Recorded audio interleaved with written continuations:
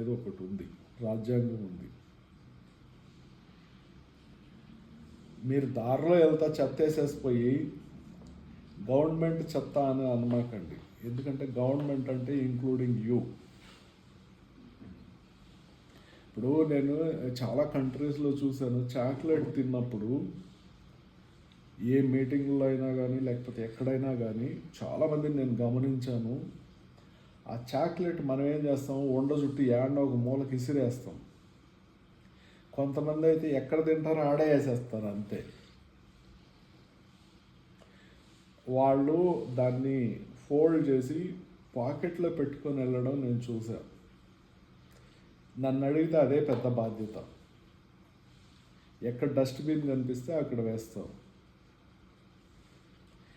మీరు ఎక్కడైనా చూడండి, వాటర్ బాటిల్స్, ఖాళీ వాటర్ బాటిల్స్, ఇవి ప్లాస్టిక్ వాటర్ బాటిల్స్ కానీ ప్లాస్టిక్ వేఫర్స్ కానీ విచ్చలవిడిగా రోడ్లు పక్కన కానీ లేకపోతే రైల్వే ట్రాక్ పక్కన కానీ, ఇవందో హిమాలయాస్కి వెళ్తే అక్కడ కూడా ఇప్పుడు పడేస్తున్నారు.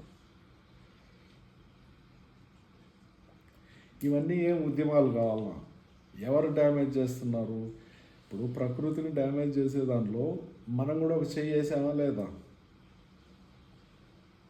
వేసాం కదా. మనం కూడా మన వంతు మనం డ్యామేజ్ చేసేదానికి మనం కూడా చేస్తున్నాం. ఇప్పుడు పనిష్మెంట్ ఎవరికి ఇస్తుంది? ఏదైనా కానీ ఉపద్రవాలు వచ్చినప్పుడు, అంటే న్యాచురల్ కలామిటీస్, అంటే ఇది ఉంది కదా మన యొక్క ఉపద్రవాలు, అంటే ఈ సునామీలు కానీ తుఫాన్లు కానీ లేకపోతే ఎక్కడైనా వరదలు రావడం కానీ ఇలాంటివన్నీను ఎందువల్ల జరుగుతున్నాయి? మనం కూడా ముందు ఒక చెయ్యేసి ఉంటాం, అయ్యో నాకెందుకు ఇట్లా జరిగింది అని అనుకుంటే అది గుర్తులేదా?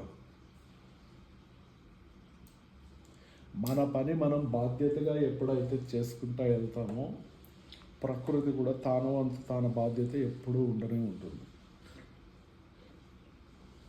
దీనికేం కాలజ్ఞానం తెలియాల్సిన అవసరం లేదు. ఇప్పుడు ఒక వాటర్ బాటిల్ అయిపోయింది ఎక్కడ అని అంటే, ఇప్పుడు మనం ఇంకొక క్వశ్చన్ కూడా వేస్తాం, ఎక్కడికక్కడ డస్ట్బిన్లు పెడితే కదా మనం వేసేదానికి అనేసి. ఎక్కడికక్కడ డస్ట్బిన్లు పెట్టేంత ఆర్థిక పురోభివృద్ధిని ఇంకా మన దేశం సాధించలేదు. ఇప్పుడు పురోభివృద్ధి సాధిస్తుంది, దానిలో మనం కూడా ఒక వంతు అవ్వాలి. అంటే మనం కూడా సహకరించాలి.